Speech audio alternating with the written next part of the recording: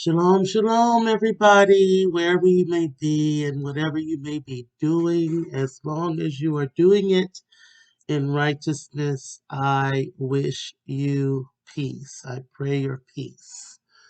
And if you are wicked, I do not pray for your peace.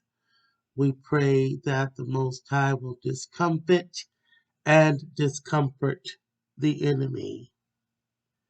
So, this is, many of you may know me as Salt and Light Sister, Rukia Hadassah. You may know me as Donna Frazier.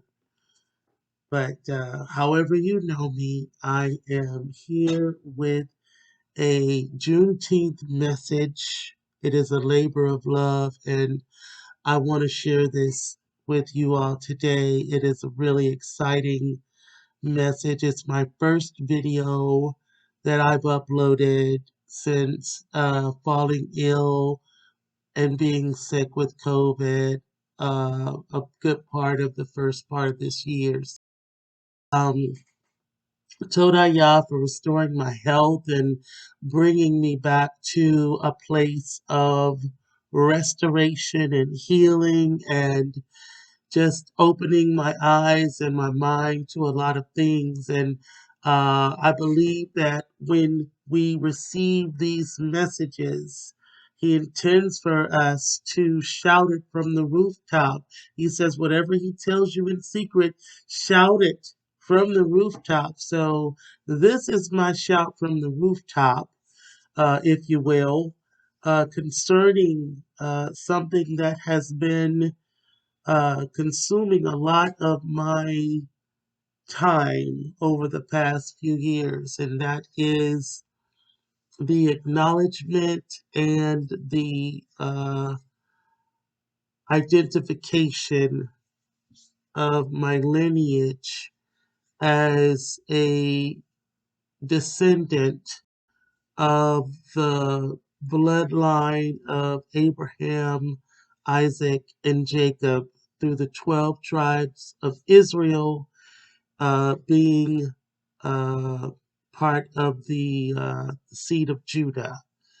And so that claim has been taken out of context quite often, and it has also been met with a great deal of resistance and vitriol and all kinds of responses and reactions that were not what I was expecting. So I'm going to leave that there, but I'm here to just impart some information. Like I said, this is my first video since being restored to health, and I received a powerful nugget of information that was absolutely astounding.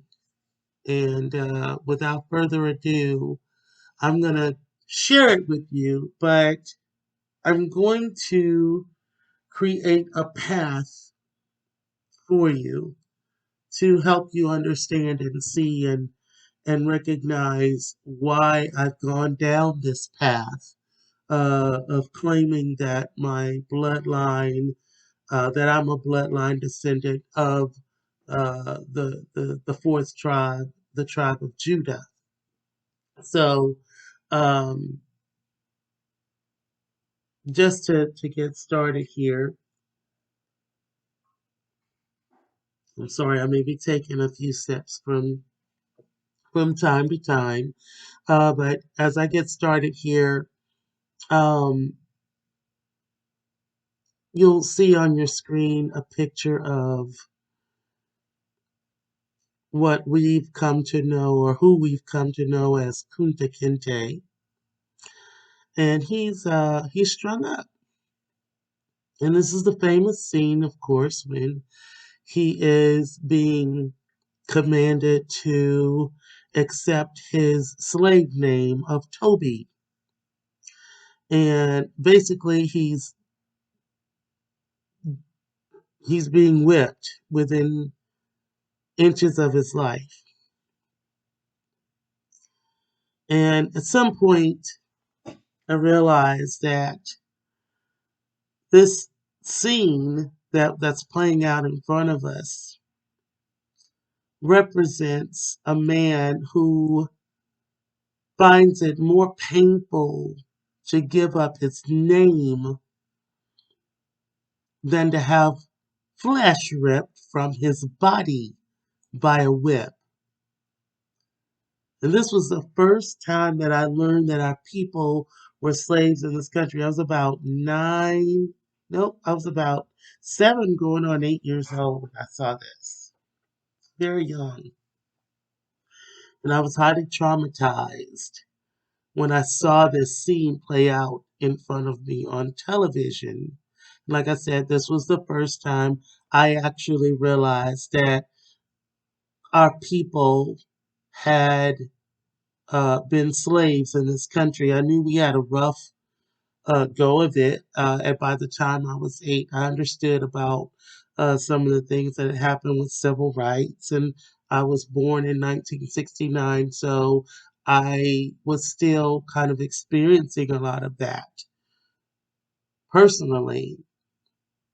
And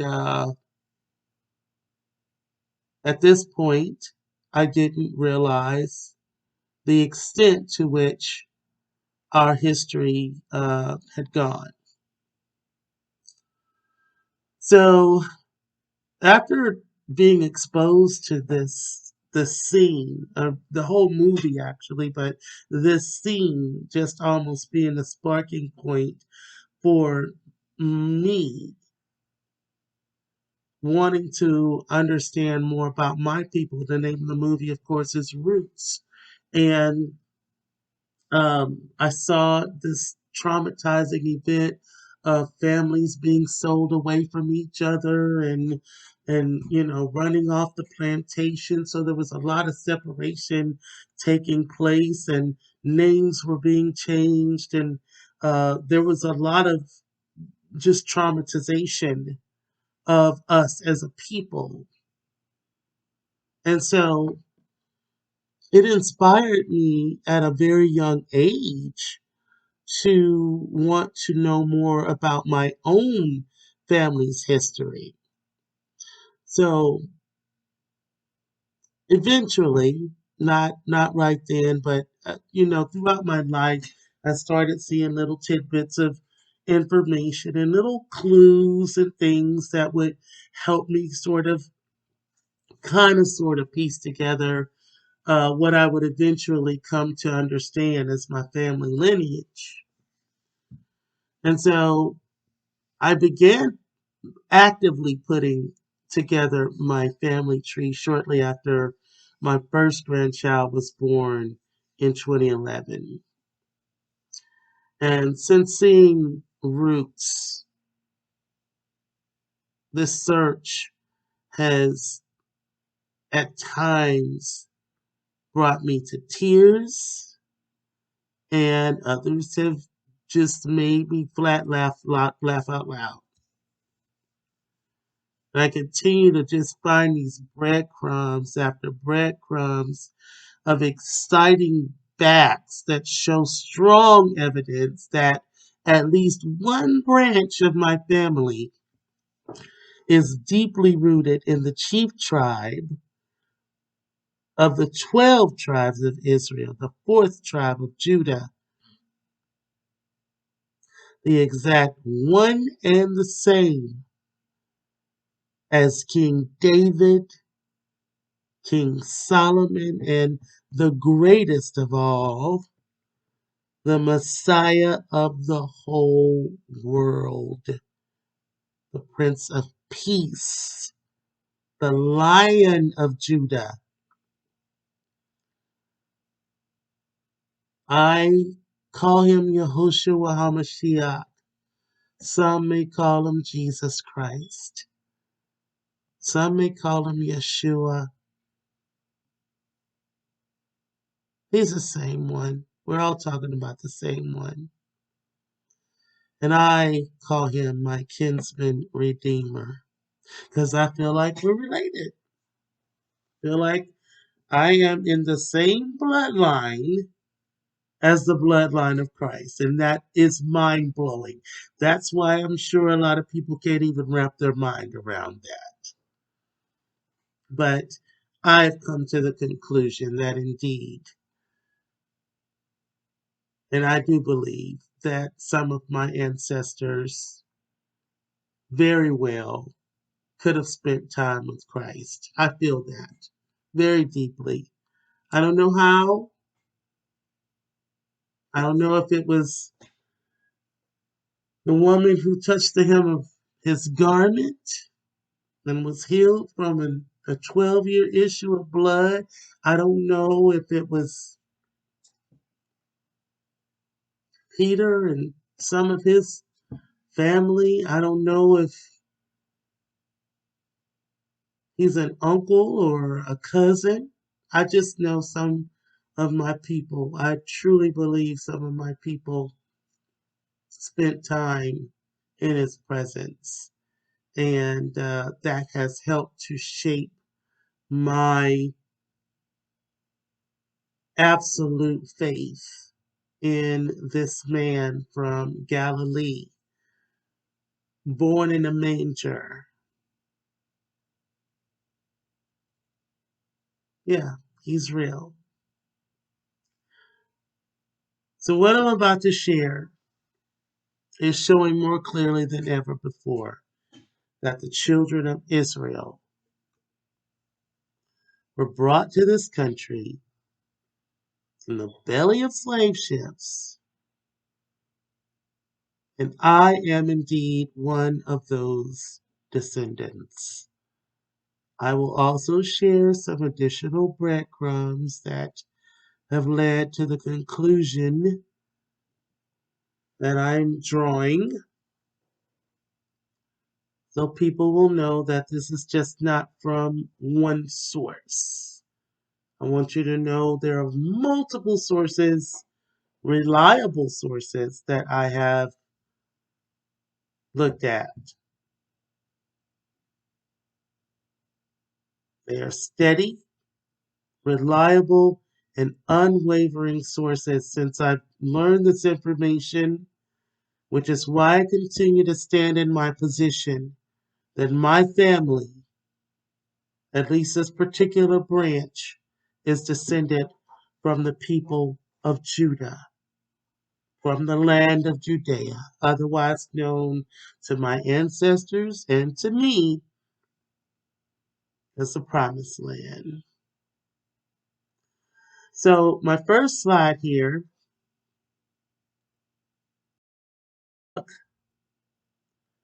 it is an 1860 United States federal census.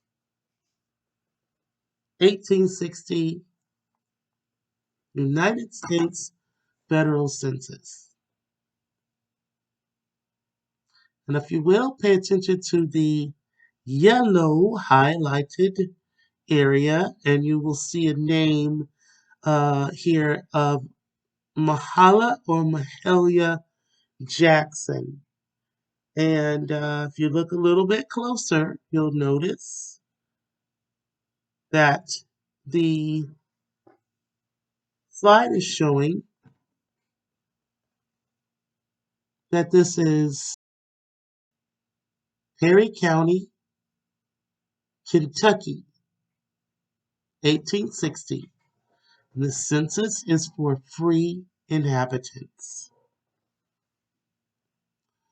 And as you look at the highlighted yellow name, where Mahala Jackson is listed as a 14-year-old in this household, you will see that there has been a completion of the number of people on the census. They've documented that they've counted 23 white males and 17 white females. So this is very important to my lineage. And I will be showing you why and how in the coming days. Because in the coming days, in the coming slides, I should say. Mahala Jackson is my great-great-grandmother, a white woman from Perry County, Kentucky in 1860. She is my great-great-grandmother. So all of us didn't get mixed by just rape, the mass of raping our black mothers. Apparently, in this instance, it was the other way around. There was a black man who fathered her child. The circumstances, I don't even know the name of the father. I don't know if this is something like what happened on the movie Life, where the one of the inmates impregnates the warden's daughter. Um, and there was, I don't know. I do not know what's happened. But this woman is listed in this census as white, and she is a free white inhabitant in Perry County, Kentucky, like I said, in 1860. Now,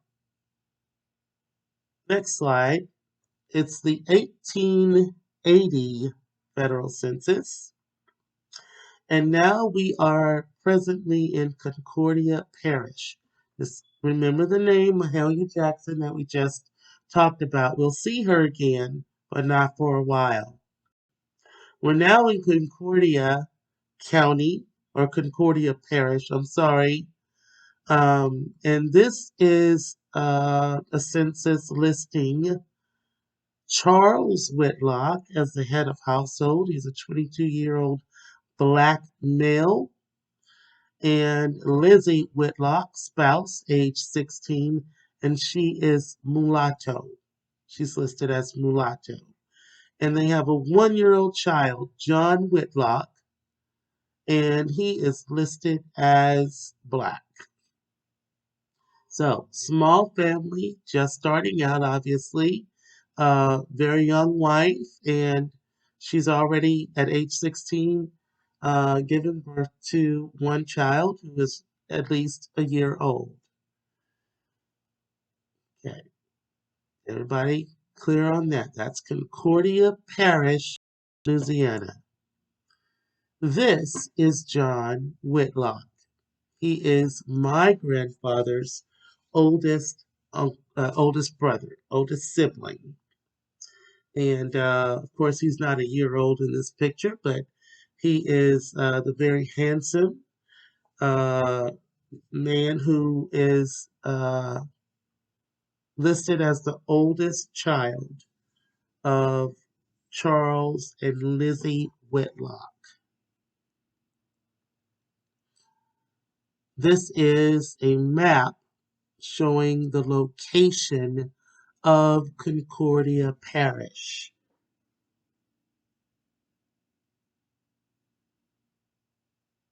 This is where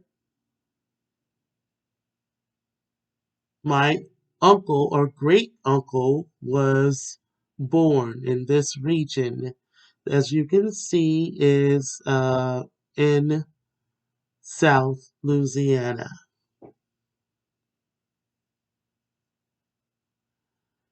You can also see that they proudly display the old abandoned slave quarters on Google Maps as, I guess, some type of noble exhibition of the Southern Louisiana Parish's long history with slavery, I guess.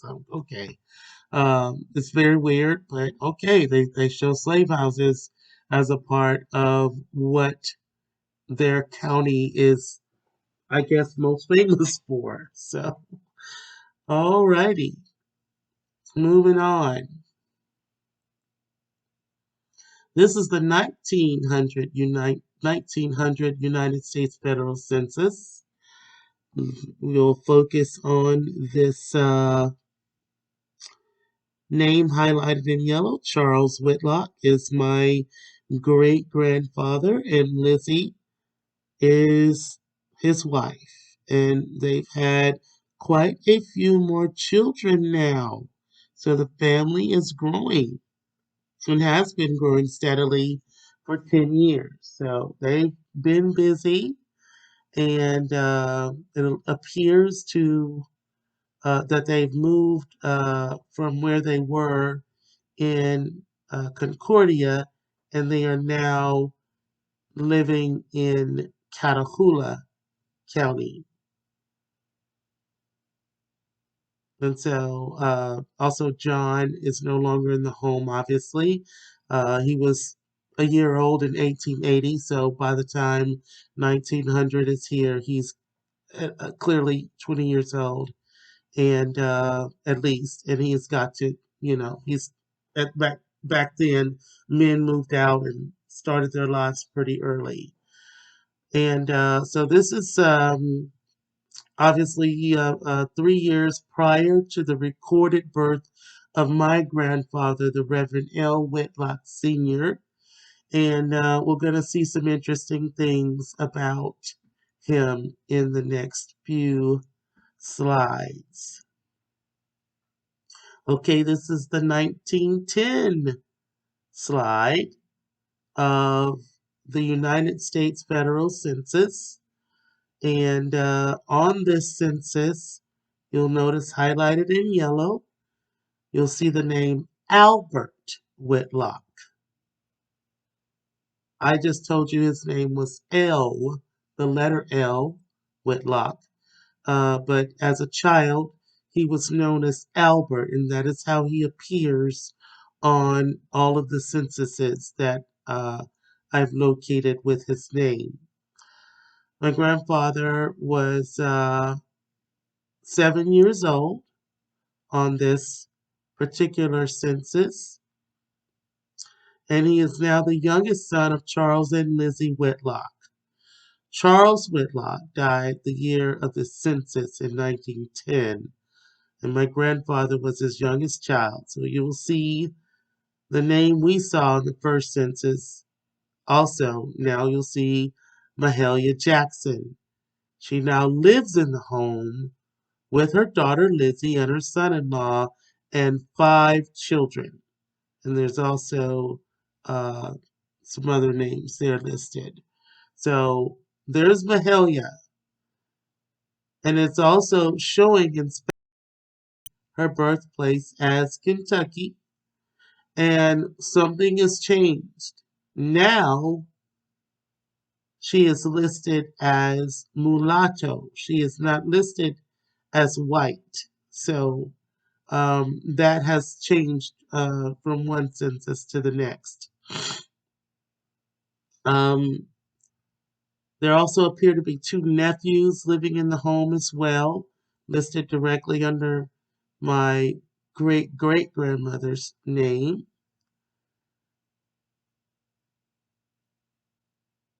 The only person listed as black in the household is Charles Whitlock. Everyone else in his household is now listed as mulatto. And as I said, that includes HalleluYAH Jackson, who once appeared on the Perry County, Kentucky census in 1860 as white. Kentucky is listed as HalleluYAH Jackson's birthplace. And Elizabeth's record now reflects that her mother's birthplace is Kentucky, although it previously stated in an earlier census it was Louisiana. The family is now relocated to Catahoula County, still in southern Louisiana, very near the mouth of the Mississippi. Let's make note of that location, the mouth of the Mississippi. This is my grandfather's story that was sort of composed by Ancestry.com, where I'm putting together a family tree. And for my grandfather, it states that when Albert Whitlock was born in 1903 in Louisiana, his father, Charles, was 45, and his mother, Lizzie, was 41. He lost his father when he was only 7 years old, and he had 5 brothers and 4 sisters. So that is consistent with what we actually just saw uh, on the census ourselves, that he was 7 years old, and that census was taken in 1910. Okay, this is going to be my favorite part of the video because I get to talk about two of the most inspiring people that I've ever met in my life. And I'm not just, these people were pivotal to my growth, to my instruction, even though my grandfather passed away before I was born. He was pivotal to the instruction that I received from my mother because she taught me a lot of the things that he taught her. So this is the story of Elle and Frida, and I'm going to try to be as quick as I can, but I really want to make my I really want to give their story justice because it was so special and powerful to me. So this is how they meet, right?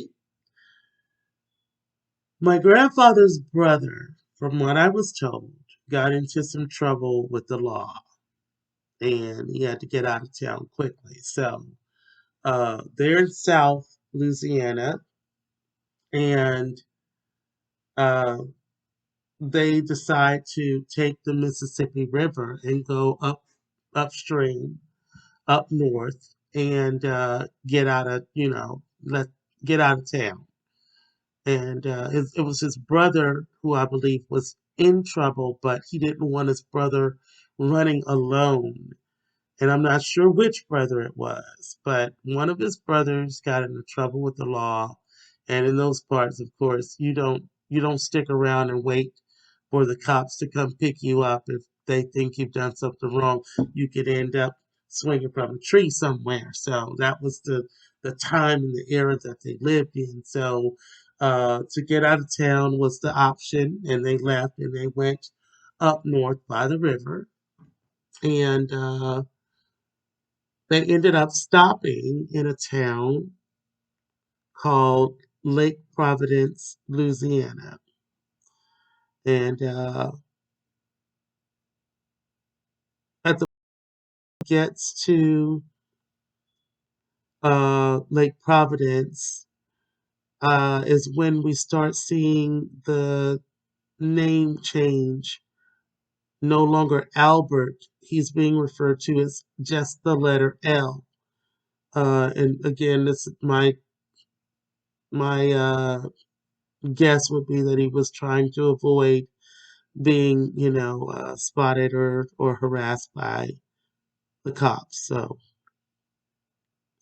um,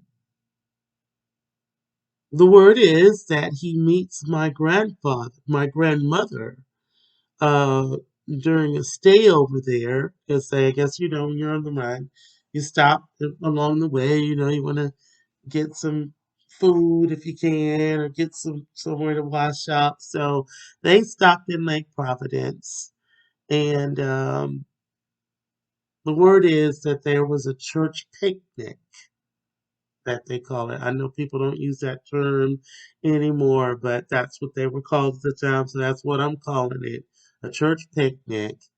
And supposedly my grandmother's childbearing hips caught his attention and he was done. That was all she wrote. So she was the second to the oldest of the siblings in her family, and she actually had an older sister who was not married that um, everyone expected she would have been the first in line, almost like Rachel and Leah, but he chose Frida Howard, and uh, they courted and eventually married, and went on to have a large family. You don't know how large. One of the largest in America, I would say. They had a lot of babies. So he meets my grandmother at this cookout, and he ends up staying. He ends up staying in Lake Providence, and whatever it was he saw in my grandmother made him stop running, and he stayed right there and chose my grandmother, Frida Whitlock, to be his bride. And between them, they had 14 children. And he also had a son from an outside relation. And so initially, after getting married, of course, he has to provide for his family. He's a sharecropper, and the man he works for is a miserable racist landowner. And from what I understand, this man would show up in the middle of the night and shake him out of bed to come out and work doing something that could have waited till sunrise. When he showed up, he would refer to my grandmother as Gal, and he failed to pay fairly for his labors. Of course, that was something that we've all heard historically, that the sharecroppers were not paid fairly for the work that they did. They made these. It was basically another form. It was just a glorified form of slavery. So sharecropping, slavery, not much difference. It was just, you know, you just had to get your rations or whatever from the crops. So yeah, wasn't paid fairly, and I've been told that. Now this is one of my favorite stories about my grandfather, because it was like, yeah, I think I could see, I could see somebody in the Bible doing this, but from what I've been told, my aunts and uncles have shared these stories with me at family dinners and family cookouts. So these stories have been told over and over for many years around the dinner table. But this one was that apparently my grandfather had become so infuriated with this tyrant landlord, he made an attempt on the man's life and tried to sniper shoot him while crouching down in the cotton fields that he tended.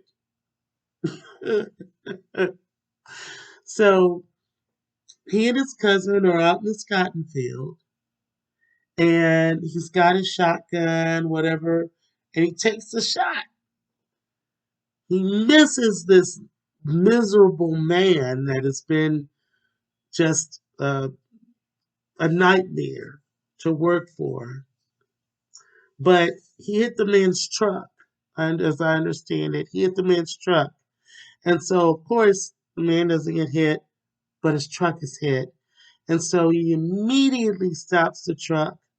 He gets out, tracks the shot directly to where my grandfather and his cousin are crouched down in the cotton field. Can you imagine the type of terror that must have gone through him? I don't know. Maybe he wasn't terrified. how it turned out is pretty amazing. And this is just another sign that how Yah has been with us. He made my grandfather miss. But not only that, because killing him would have really brought down some heat on him. I mean, who knows? Back then, who knows? But he missed, and the sheriff, the landlord, tracks him down and wants to know what he's doing. And he's got the gun. There's nowhere to run. He's in the middle of a cotton field. He literally is. There's nowhere to run. So, um, my grandfather supposedly got out of it by letting the man know that he was shooting at a rabbit or squirrel. And apparently the guy bought it and just kind of scoffed at him and told him to watch what he was doing, got his truck, drove off, and that was the end of it. But yeah, I think the father had more plans for my grandfather, and that was pretty bold. That was pretty bold. I can't imagine having that much rage and what that man must have put my grandfather through, who is obviously a peaceful and loving, righteous man. What that man must have put my grandfather through to make him feel that he needed to kill the landlord. But thankfully, he missed. I'm glad he missed because there could have been a much more serious consequence. And you know what? The Father knows all. He knows all, and He is on the throne. He's sovereign, and He's the one that causes us to live and to die and to be brought up and be put down. So, thankfully, it was all good. So he got away with it, saying he was shooting at some critter. He missed. Guy let him off with a stern warning, and nothing ever came of it. So El Whitlock, my grandfather, decided rather than resort to violence, he would emancipate himself from the tyrannical landlord and eventually purchased his own land, eventually amassing over 220 acres of land, making him one of the largest black landowners in East Carroll Parish. I know y'all can tell I'm reading my notes, but I'm trying to improvise where I need to and fill in. But it's late, and I've definitely got to get this out. So I know Juneteenth is already over and done with, but I'm still going to put it out because this is the time of year we really need to hear these things. So, in addition to his purchase of the land, he also owned a general store right there in Lake Providence, and I'm also told that he gave away more than he actually sold. My grandfather reminds me of Abraham because of his generosity. Um, Abraham was the type of man who would allow people to come and stop while traveling and stay at his home, and he would feed you and give you money and just make sure you're taken care of. And he was extremely generous. And this type of kindness and generosity is seen very prevalently in how my grandfather lived his life. And I'll be sharing some more of that as I go on. But I had to stop and put that in. My grandfather was extremely philanthropic and charitable during his time on this earth. So um, he made sure all the poor families living around him were well fed and that no child went without shoes. It was because of this he never allowed any of his own children to have more than 2 pairs of shoes at a time. One was for school and church, and then there was another one for playing. And my mom, Robbie, she used to tell me this story. Actually, her younger sister Frida used to tell this story because it really made her mad when she saw my mom get away with this. She would intentionally damage a pair of her shoes in order to get my grandfather to authorize the purchase of some new ones. And then so as soon as she got the new ones, she would go fix the ones that she damaged. And that would give her 3 pairs of shoes. So my mama, yeah, she was working it.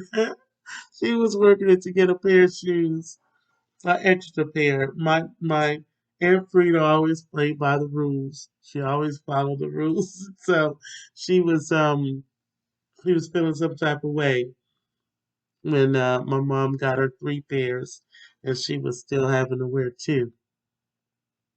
So my my grandfather eventually did the call to preach and became the pastor of Morningside Baptist Church, where he pastored until he died in October of 1968, just 6 months before I was born. My grandmother, Frida, was a calm and soft spoken, nurturing and loving woman, but Lord, she could work a nerve. It seemed like she always had something to thicken me about every time I walked into the room. And it really used to get on my nerves. But much later in life, I realized that it only meant that she saw me because she didn't do all of her granddaughters like that. She just, I know particularly me, she did that too. She didn't even really do my sister like that. She just did me like that. So I feel like after I got older, I realized she was just telling me that she saw me because it really was all kind of fun. It was just poking fun. It wasn't meant to be hostile or anything. So, but when I was a kid, I just was like over it, and she knew it, so that's why she did it. But um, I remember this one story, and it just that's my story about my grandmama. And it was around I was about 9 years old, and my grandmother was visiting us in Houston, and she went shopping at Montgomery Wards with my mom and my older sister and me. And I was all excited, and my sister and I were hopping out the car and rushing ahead in the parking lot. And we were just, in front of my mom and grandma. And we were trying to hurry up and race each other to the doors. And I heard my grandma yelling from behind, telling me, "Slow down! Stop running so fast!" At this time, I'm at that age. I was like D on what's happening. Like I had a very smart mouth as a kid, and it got me in a lot of trouble, as you're about to find out. So I'm upset. She's telling me to stop running. I'm trying to get to the door. I'm trying to beat my sister, and so I slow down and I look back. I see I'm well out of earshot of my mom and my grandma, and I decide. to mumble under my breath to my sister something like, if her feet moved as fast as her mouth, she might be able to catch up. Now, what happens next is pretty much a blur. So, y'all, so my sister instantly rats me out. I mean, you've never seen such a quick snitch in your life. She turns around and instantly just yells out, "Ooh, mama!" And you know what's coming after that. Word for word, repeated exactly what I just told her. So before I could fix my lips to say anything, y'all, I was seeing the back of my mama's hand coming directly towards my face. And after I finished reattaching my nose and reinserting my right eyeball, let's just say Assistant Day Montgomery Ward was pretty much a bust. But you know what? Oh, man. I love my grandmother though. I really did. So that's a story that she laughingly and lovingly told each and every time she saw me from that day on for the rest of her life. Every time she saw me, I don't care if it was a cookout, a family reunion, a Sunday, I don't care. Every time she saw me, she would tell that story. And it was okay. It brought back horrifying, traumatizing memories. But you know what? I needed that. I needed to hear that story told. Because you know what? I learned after that moment, after that day, what it means to respect your elders, whether they can hear you or not. So that was my lesson, and I learned it well. And we lost her in 1983. So up to that point, uh, in 83, she was the closest relative I'd ever lost. But she certainly was not the last. We lost quite a few. So thank you for bearing with me through that. I appreciate it because that story of my grandparents is very important to me. But moving on now, we're now in 1910.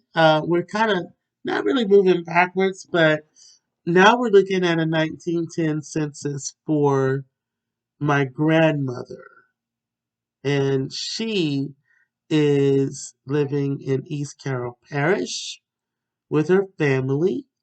Her name is highlighted in yellow here, Frida. And at the time of this census, she is only 12 years old, I believe. No, I'm sorry. Looking at the wrong number. She's only 3. I take that back. She's only 3 years old, and her older sister, Emma, is 5. And her parents are Nelson Howard and Rebecca Howard. And I did meet both of these people. So, 1910,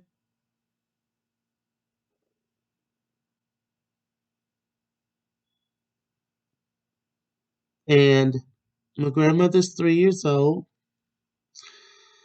Um, I did visit the home of Nelson and Rebecca Howard, my great grandparents, uh, several times as a child.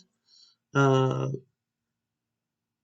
those were the oldest living relatives that I had in my direct lineage, so that I'd ever met. I didn't meet anyone beyond grandparents outside of my mother's side.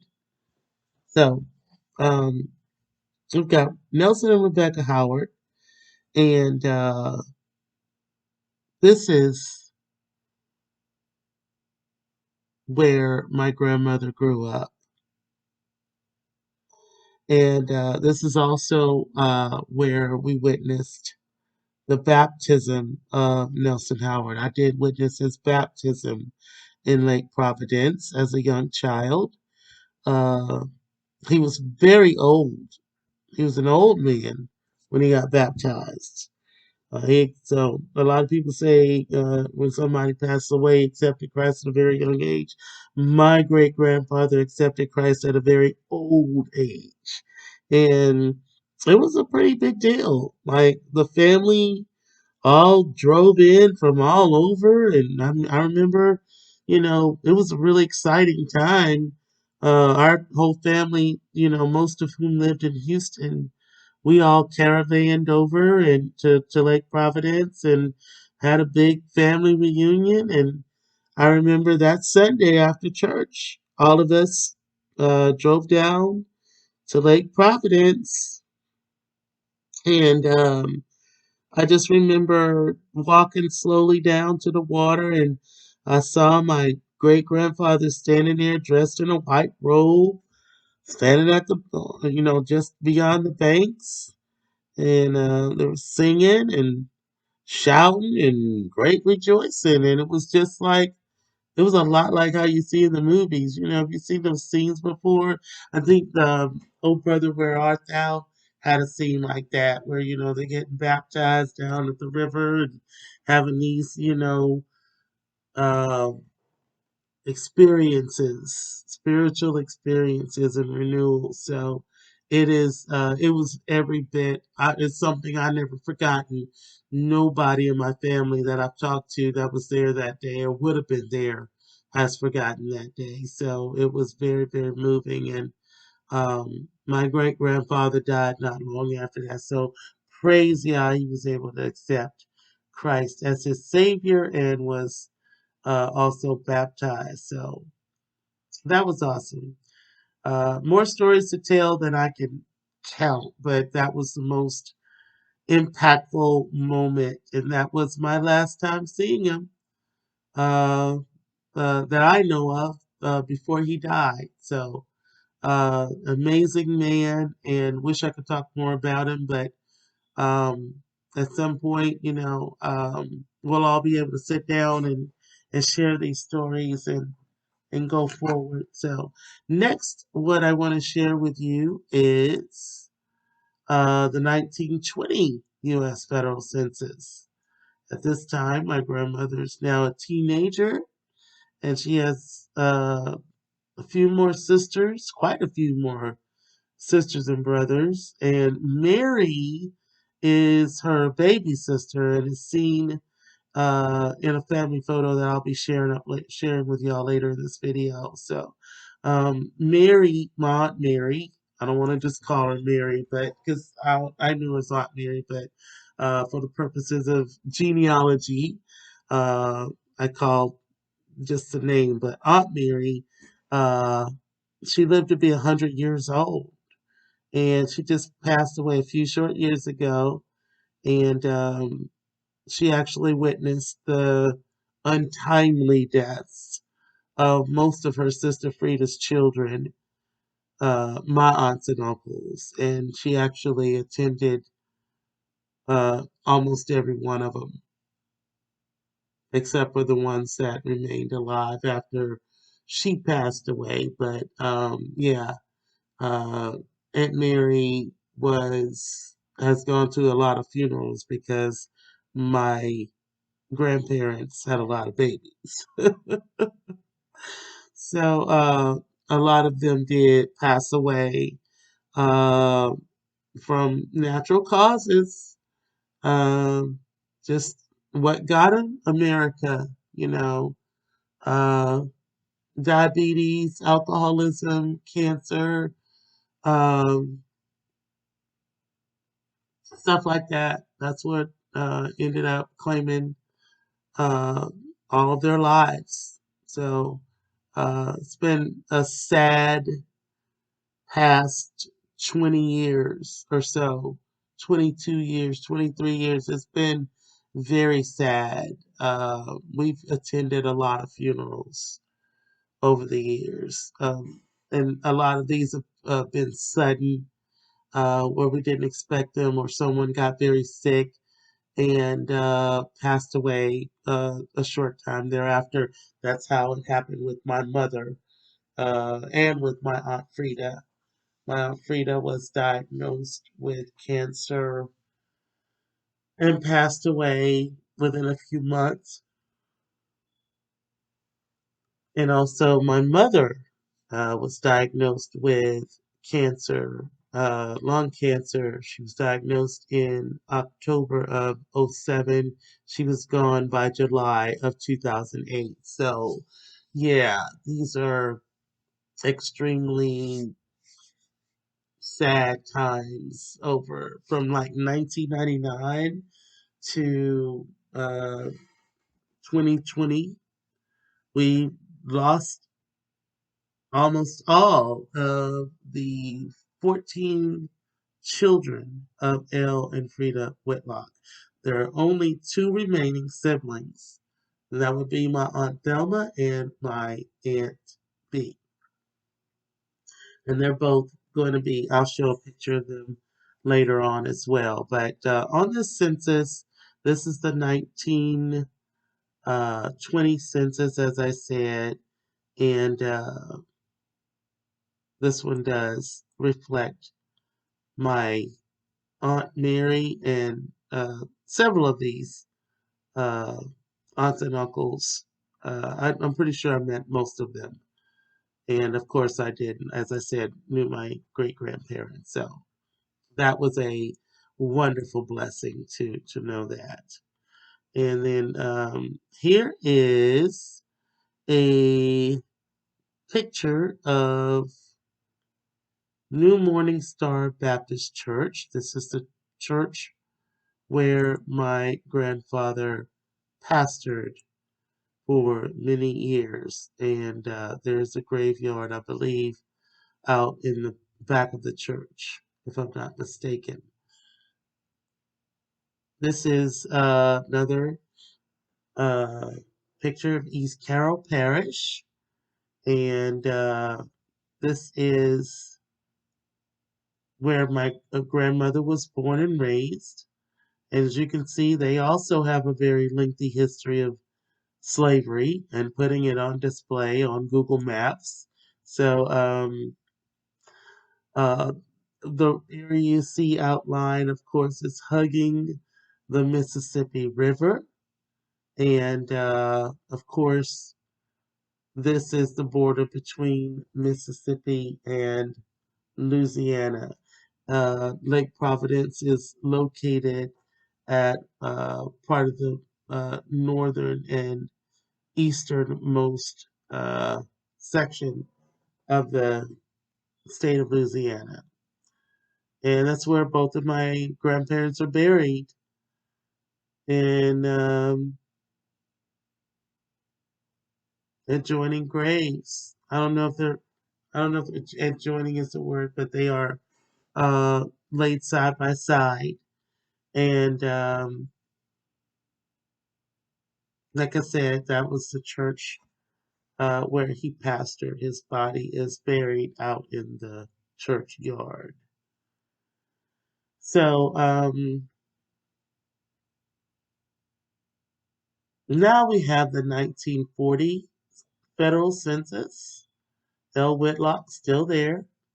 And this is the first time that I see the name L. Whitlock as the head of his own household. And my Uncle Major, my final uncle who passed away suddenly in July of 2020. He was the last living son of Ellen Frida Whitlock. And on this census, he is a baby. He's 6 months old at the time the census is completed. He ended up being the final son to pass away from the union of El and Frida. And incidentally, this Uncle Major is also one of two uncles who confirmed to me that our family is indeed Hebrew. So that was a huge breadcrumb that I received from him during a call in early 2018. So both of these uncles, Uncle Major and my Uncle Cleo, are both Baptist preachers who are in no way affiliated with any Hebrew camps or congregations.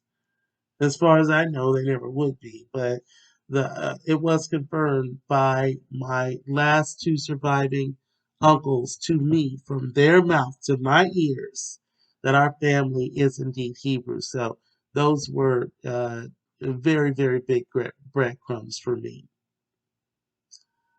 And what was really kind of strange about it, though, it was like when I asked them if they knew or if they ever heard that we are Hebrews, they both just casually confirmed it as if it wasn't news to them at all.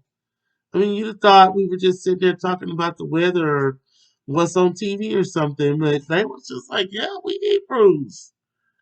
I'm like, okay, why didn't this ever come up in at Sunday dinner? It didn't make sense to me. But it wasn't like they were trying to hide it. They just, for some reason, did not ever speak openly about our identity as Hebrews.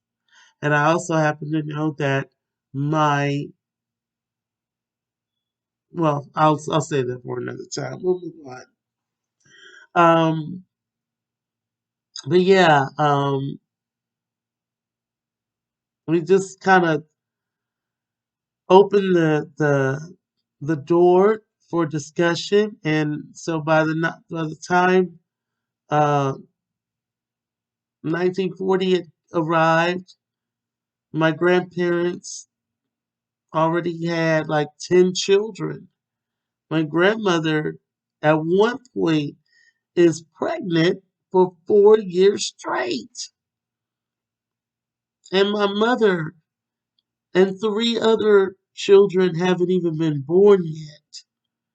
So to that, I would say eat your heart out, Nick Cannon and Kiki Wyatt, because yeah, um, that's some serious childbearing. Like my grandfather knew what he was looking for when he said he wanted some childbearing hips, because he had my grandmother pregnant for years at a time.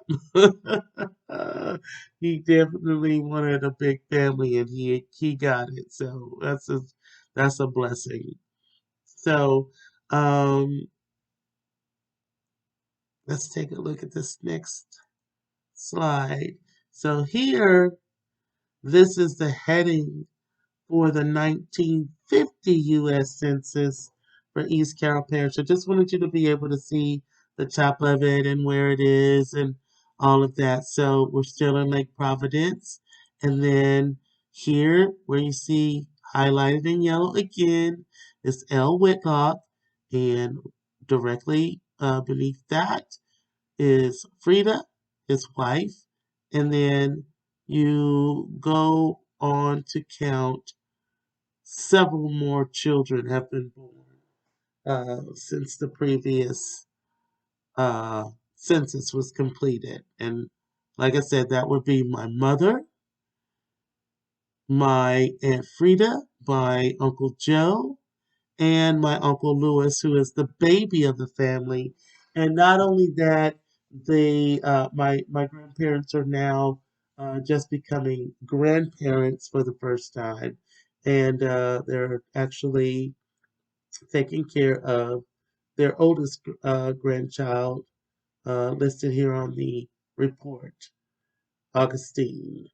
And then there's also, you can see directly under that, C.B. Whitlock, which is my uncle, has a wife now at 20, and he also has a daughter who's 2 years old.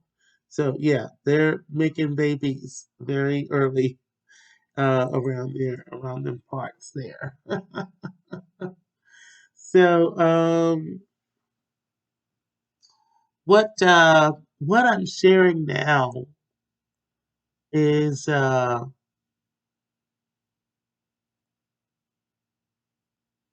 just what has happened with my family since the time that we've been in this land for a large portion of this this journey that we've been in America. Overall, my grandfather, Reverend L. Whitlock Sr., was a successful and generous man. He planted fruit orchards that yielded perfect plums and peaches and pecans.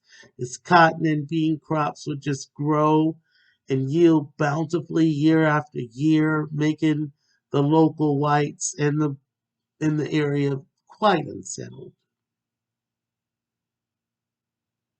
quite unsettled by his success as a black farmer, a businessman, and a preacher.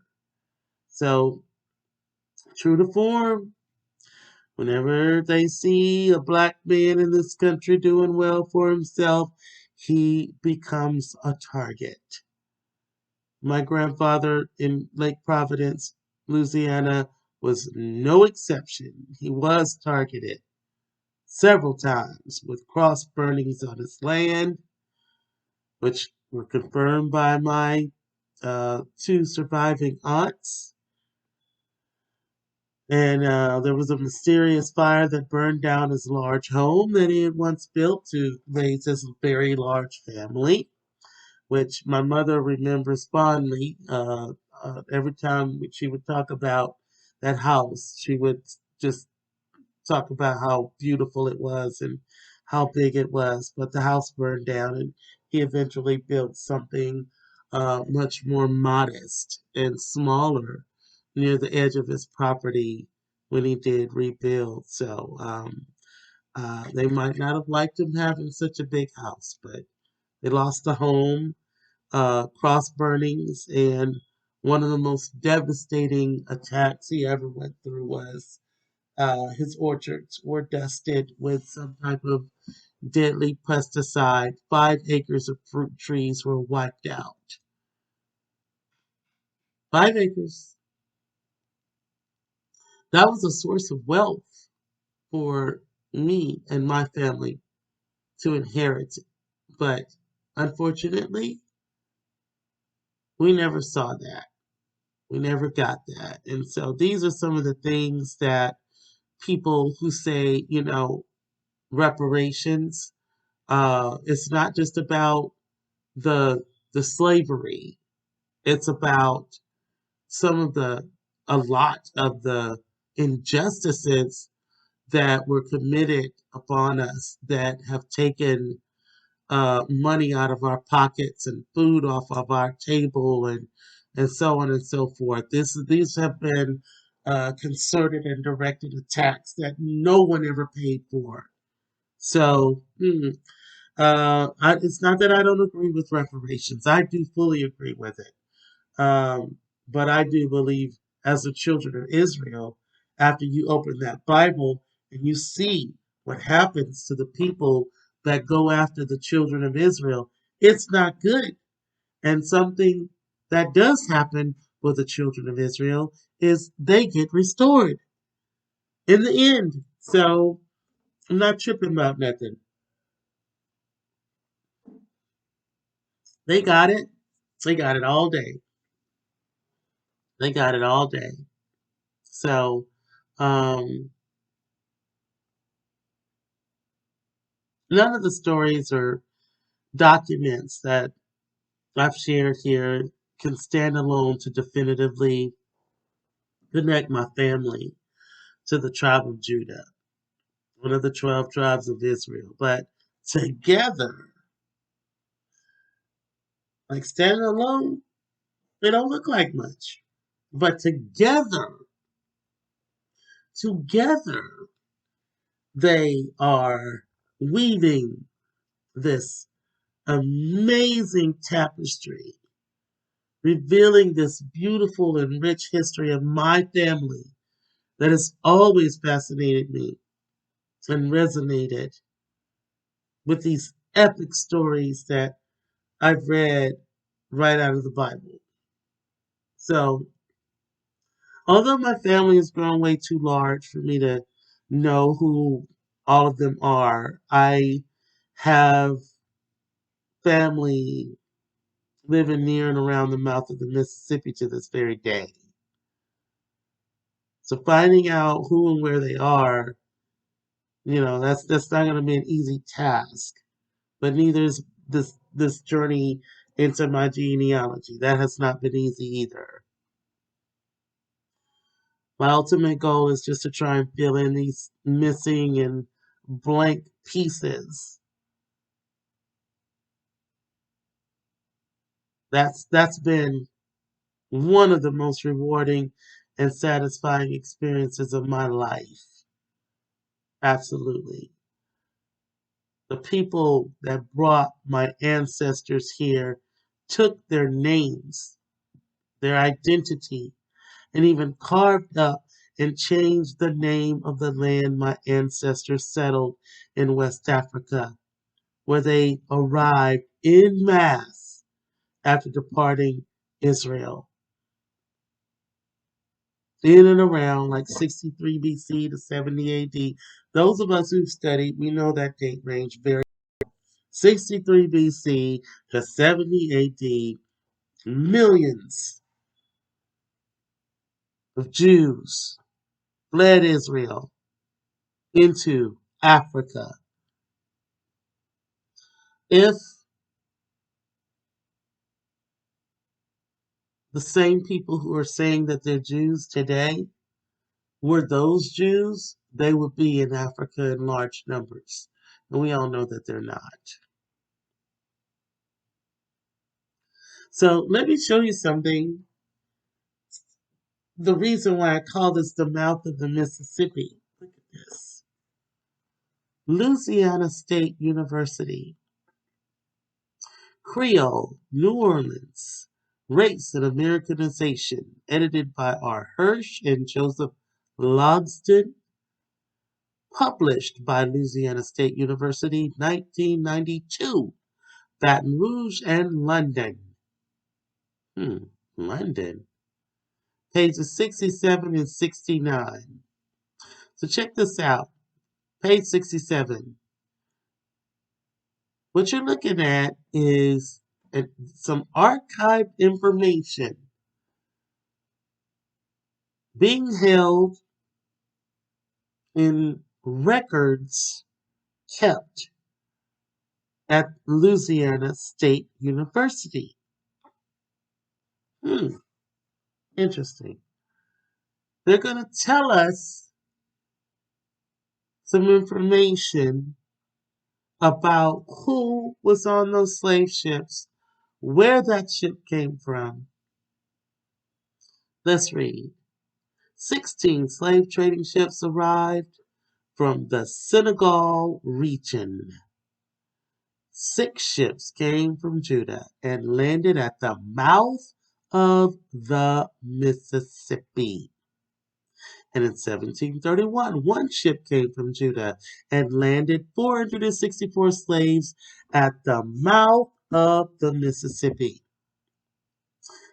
Page 69, it states that the Company of India had a trading post at Judah with all the nations of Europe.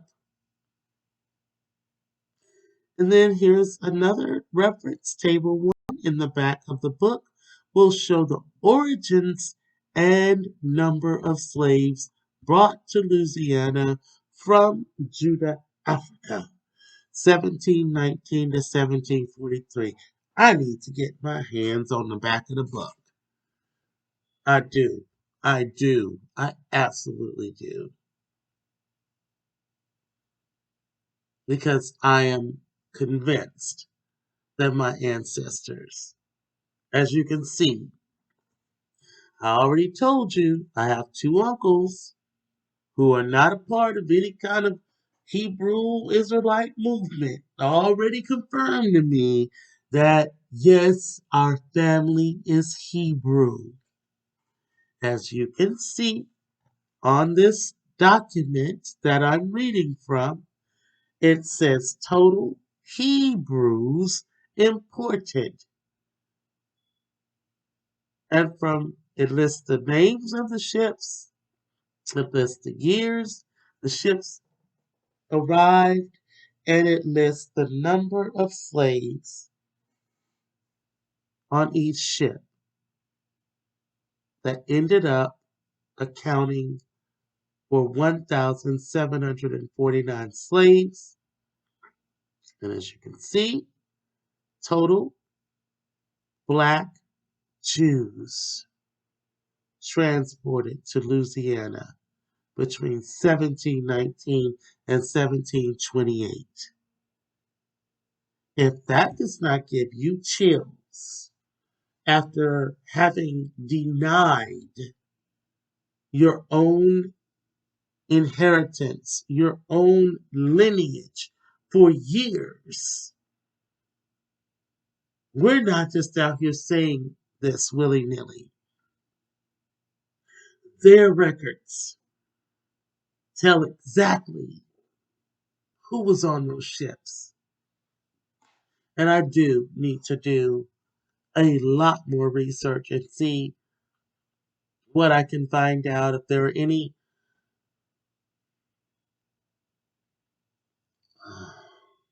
sales receipts.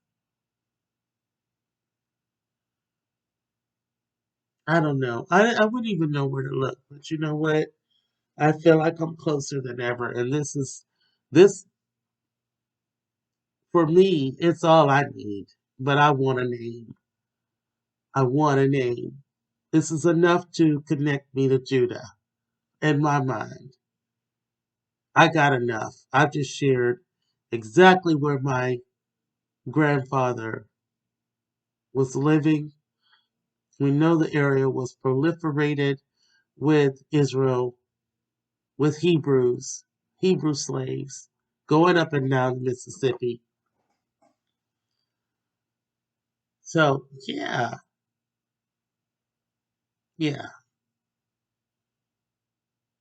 it's time to embrace that in my identity without shame, unabashedly. That's what I'm going to do.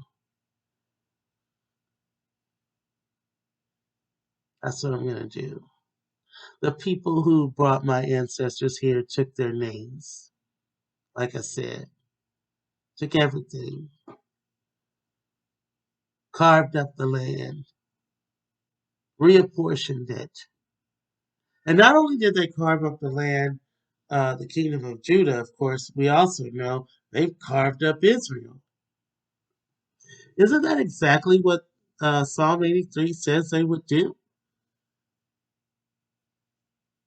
See, at some point, you just got to start putting two and two together because they're not going to do it for you. They're going to keep telling you 2 and 2 equals 1. Yeah, that's what they're going to tell you. And they're going to take and hide the other 3. That's what they're going to give you. So it's time to wake up. It really is.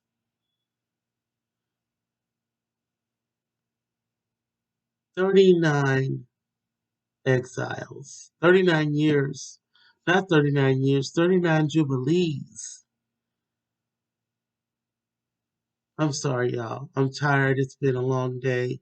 I'm ready to lay down, but I'm not going to stop until I get this done. So, pardon the flubs, but 39 jubilees of exile all this time.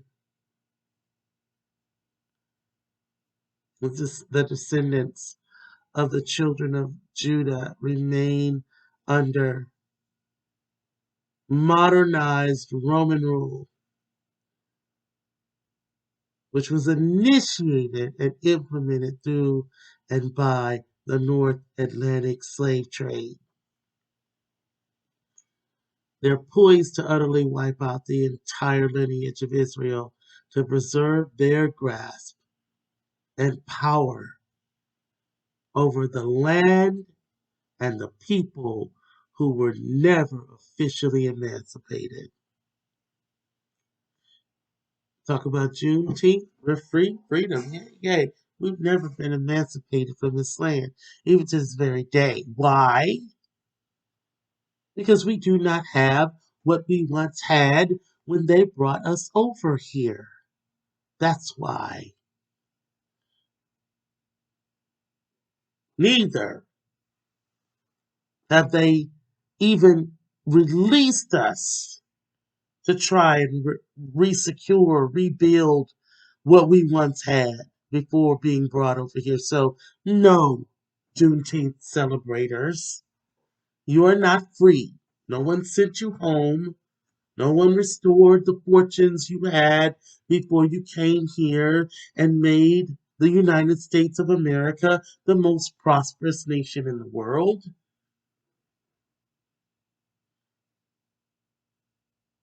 No one restored your fortunes like they did for the so-called victims of the Holocaust. No one, they got their.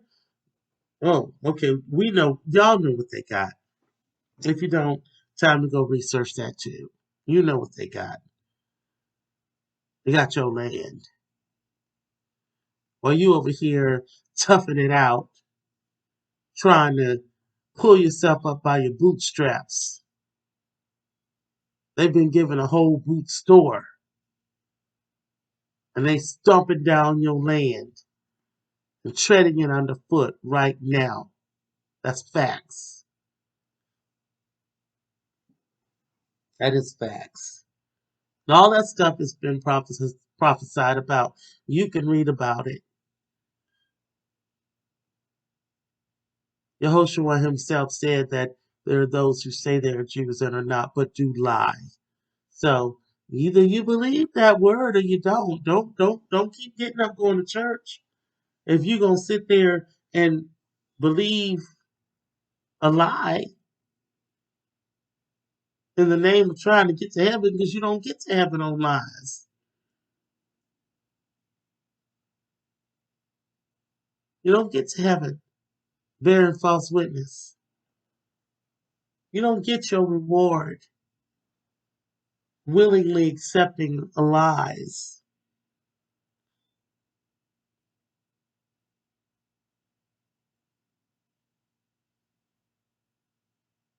You made America the most prosperous nation in the world. This is something the children of Israel are known for doing throughout every captivity ever mentioned in the Bible. Facts, look it up. Made every one of those civilizations great. We built up Egypt, of course. We built up Babylon. We built up Persia. We did. They were great. And we made them better. So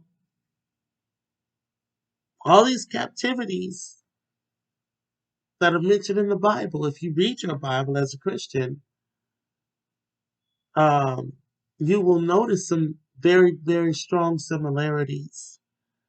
And for those of you Christians out there that are still high stepping into the church every Sunday and you're wondering why your pastor hasn't told you any of this, well, it's because he's being paid very well from that 501c3 agreement to keep you distracted and entertained while being led to the slaughter. That's his job. We'll see about that talk for another day. I ain't got time going into that now. If you've seen any of my other videos, you already know what time it is. So it is what it is. So in addition to multiple other breadcrumbs I've been collecting my whole life, I now have the name of the slave ships that most likely transported my ancestors to this land from a land settled and heavily populated by the same children of Judah who fled by the millions from Israel into West Africa just before, during, and after the destruction of the Second Temple in 70 AD. These are historical facts which can be verified with very little research. Very little. You ain't gonna be spending a long time trying to research when did the Second Temple get destroyed. That's one Google. Boom, answer. Y'all better learn how to use Google. Stop just calling everybody a liar the minute they open their mouth and say something that you don't agree with. Go Google it. If anything I've said has resonated with you and you'd like to know more about the true lineage of the so-called black people in America, please take some time and go watch the message called They Jacked Us by Pastor Stephen Darby on YouTube. That's Stephen, and also last name Darby, Darby. Look him up. They jacked us. He will break this stuff down. So simple. I hope that you can digest what this man has been trying to say, what so many of us have been trying to say. This is not some cult movement. Pastor Darby is one of only a handful of pastors today who has had the courage to stand up and tell his people the truth about who they really are. And unfortunately, he may have paid for that with his life. I don't know. Situation surrounding his death is pretty unclear. Let's put it like that.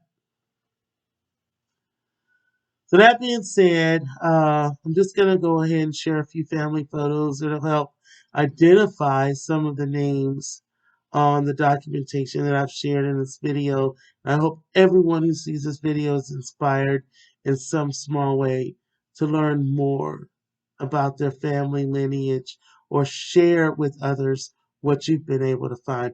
I got something here, this next little slide. This is the kingdom of Judah. That's where the document found in the LSU archive says that they got their slaves from. And it says right here on the map, uh, this is an antique map drawing the boundaries that were drawn long ago. And as you can see, Judah's got a little chunk of land here. And it's called, on this particular map, the Slave Coast. Okay. You'll notice as I show you a wider shot, this is what that same area looks like today. You'll notice the land is no longer called the Kingdom of Judah. It's now called Togo, which is to the west, and Benin to the east, and they're situated snugly right where Kingdom of Judah used to be, and you see Nigeria and Ghana on either side. So that ought to tell us something about them trying to hide their steps. This is a wide shot. Once again, same picture what you just saw previously, but wider shot. I wanted you to show you the proximity of this land and the curving of the land and all of the things that need to be seen.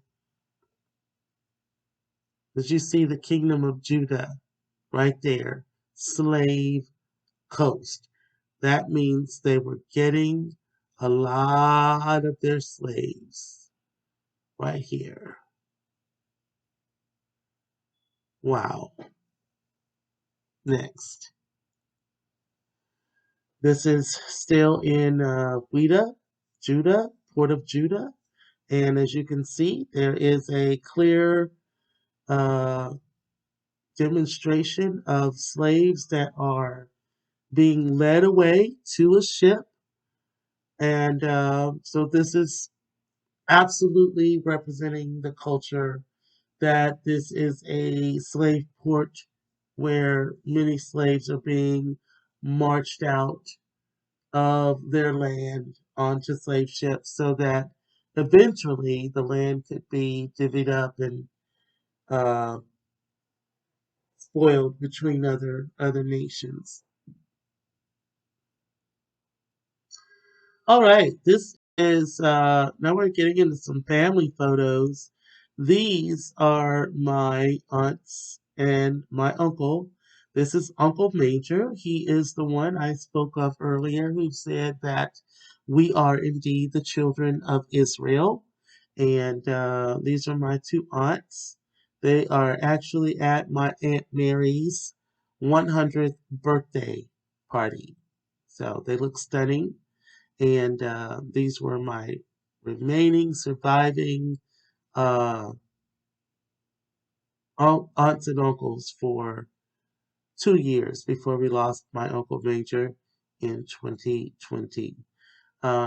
Praise Yah, none of my family has been lost to COVID.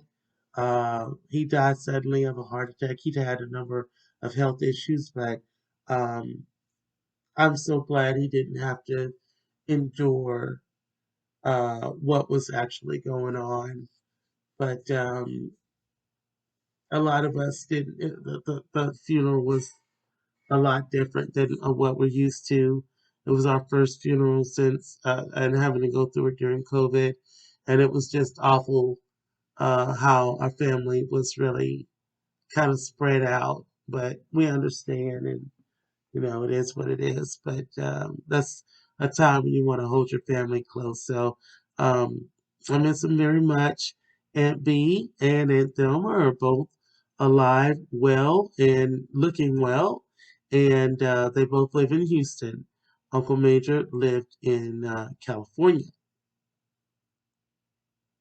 Here's a picture of pretty much all of the siblings. Only one is missing. Let me see. Let me count. 1, 2, 3, 4, 5, 6, 7. One son is missing. All daughters are pictured. The one son that's missing is Uncle Manuel.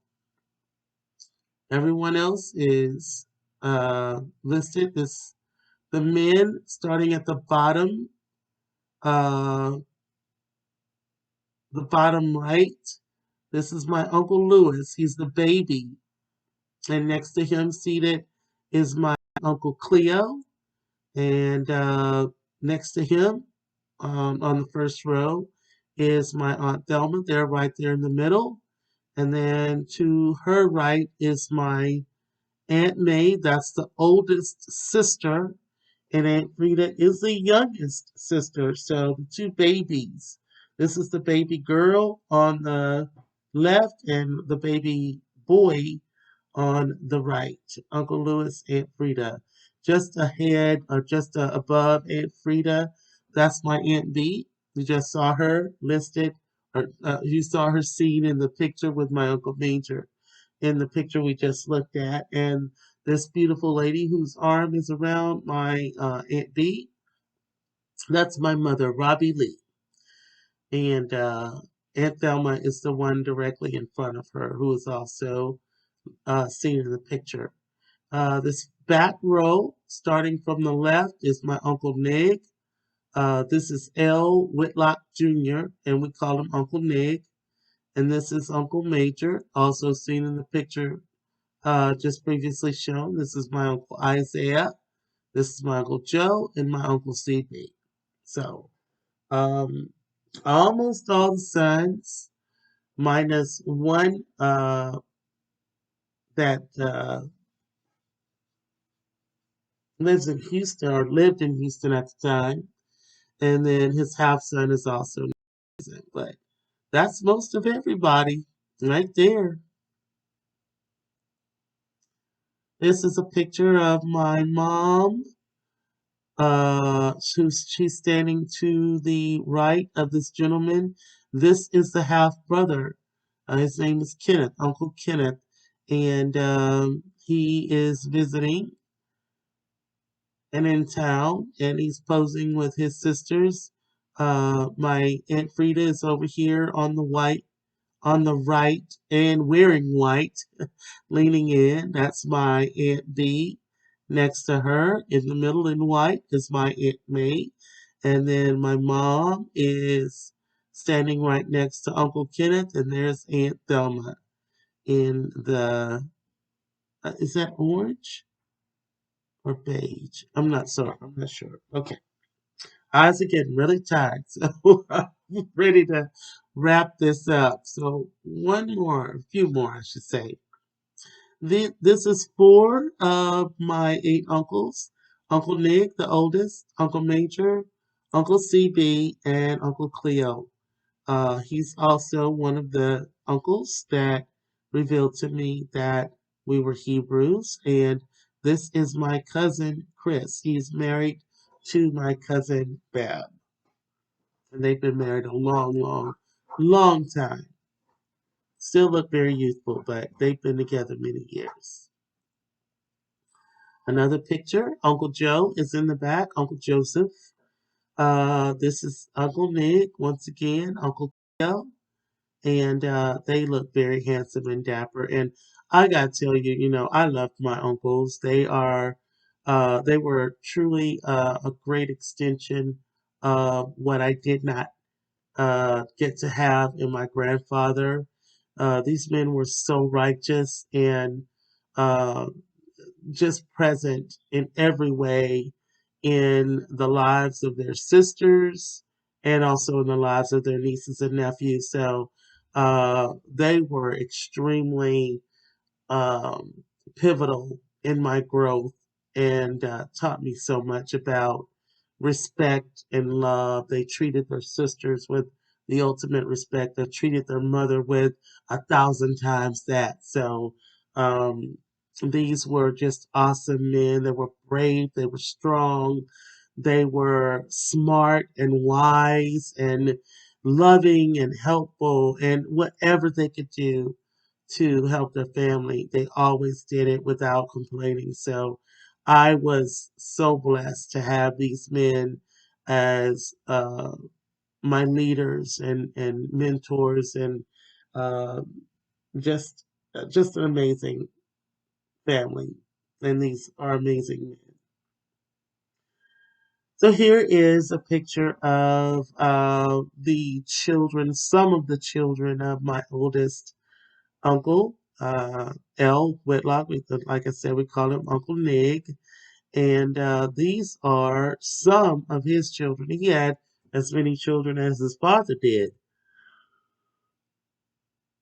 These are only eight of the crew. And this young lady standing in the middle, wearing the yellow, this is my cousin Elisa.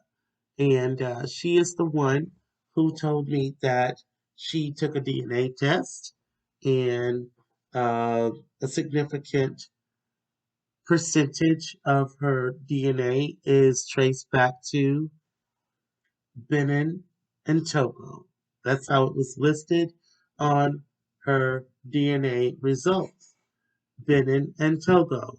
Of course, we understand now, based on what we just saw, Benin and Togo are absolutely uh, the replacement nations for the kingdom of Judah, and it was a major, major slave port. So there you go. She traces her DNA actively to that place. Now, what they won't tell you is where that traces back from, because that's not where we started. We didn't just we're not indigenous to West Africa as the children of Judah. I mean, we have scattered all over the world, but um, we found our place there after running from the jurisdiction of Rome because they had no jurisdiction in this area. We got away, and my cousin uh, graciously shared with me the results of her DNA that showed that um, she has a lineage that connects her back to Benin and Togo, which of course haven't been Benin and Togo this whole time. So it's a shell game. It's been the kingdom of Judah for as long as anyone could remember. So these are all my cousins that you see in the pictures in some way or another. This was Uncle Cleo's funeral. So, excuse me, y'all. It's late and I'm really ready to go to bed, but I've got to finish this project, so bear with me. One of the final pictures here. This is the funeral of my Uncle Lewis. And sitting right there in the middle, you'll see a beautiful older senior woman wearing a beautiful white hat. That's Aunt Mary. And she's seated between my Uncle Major and the widow of my youngest uncle, Uncle Lewis, who I pointed out in the previous picture. This is his wife, and directly kneeling in front of her is his youngest son. And there's Aunt B on her right. There's Uncle Cleo leaning in over her from behind, and directly behind Uncle Cleo, wearing the hat here, that's my two other cousins of my Uncle Lewis. That's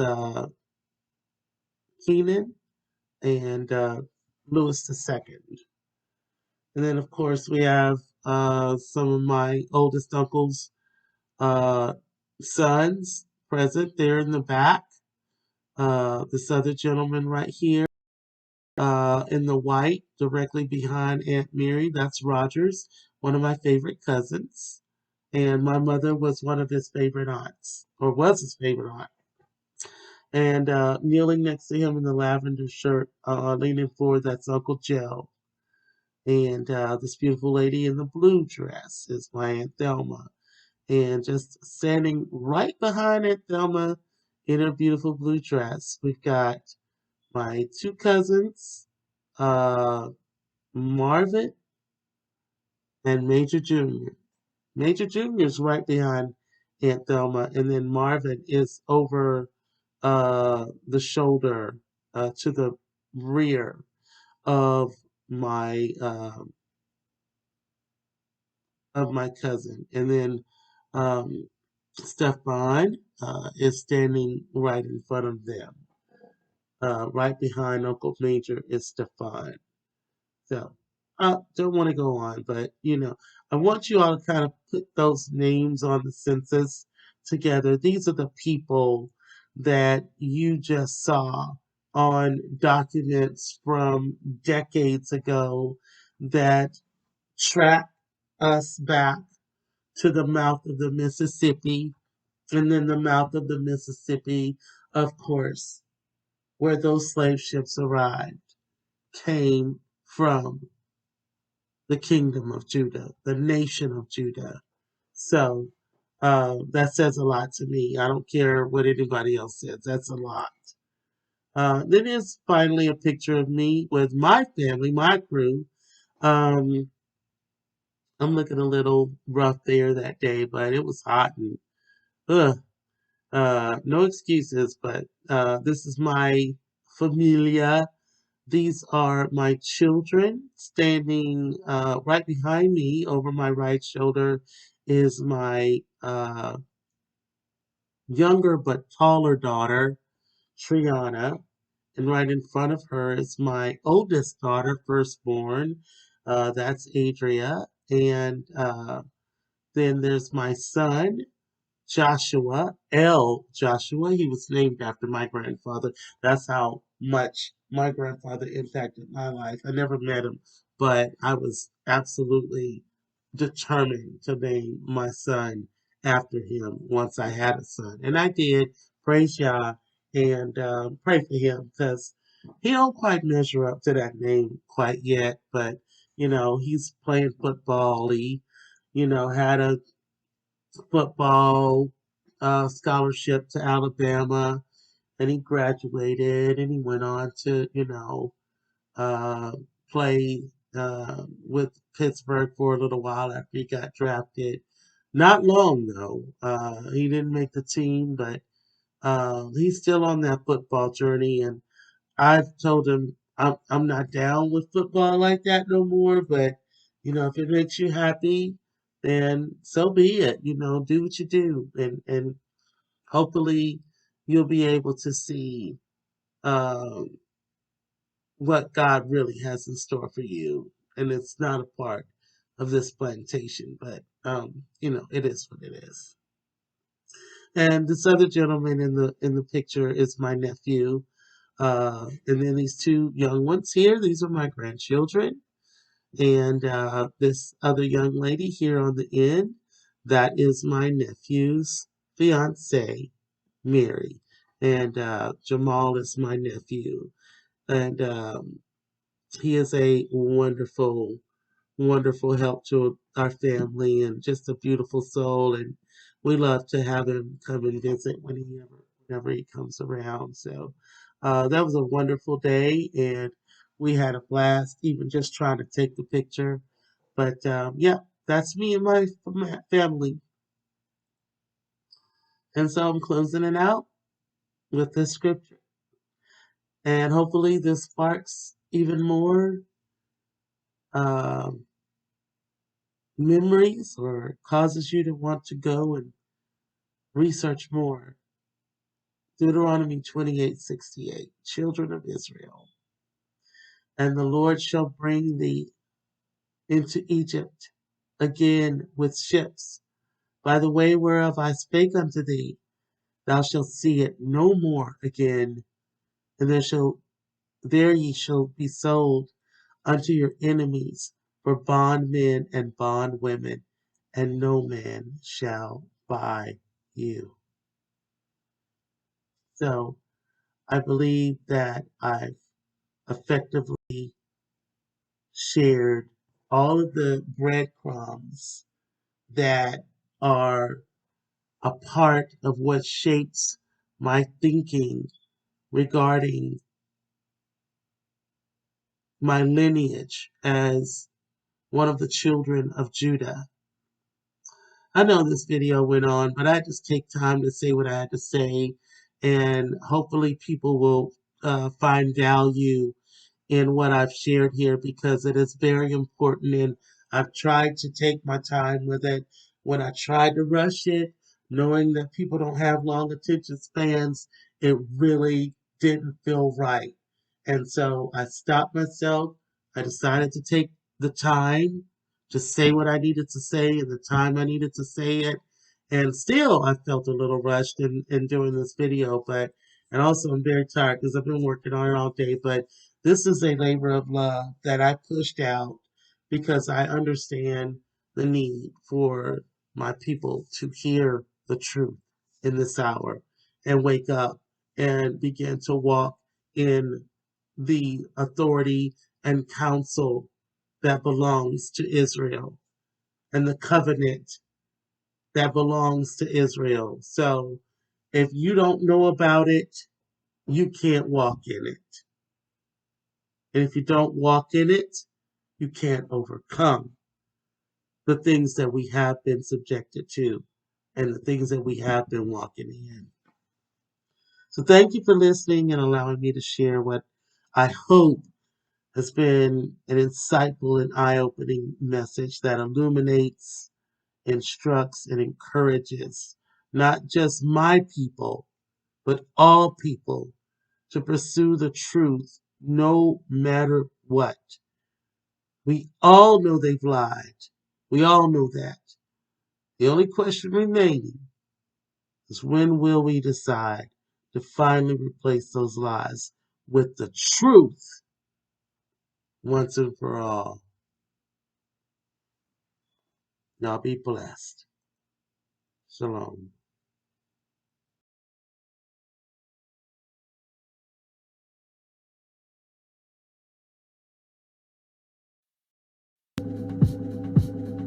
We the black people no longer your Negro. No more slave to the mind of the beast. No so-called black and African American. Hold the chosen people who will demolish your ego.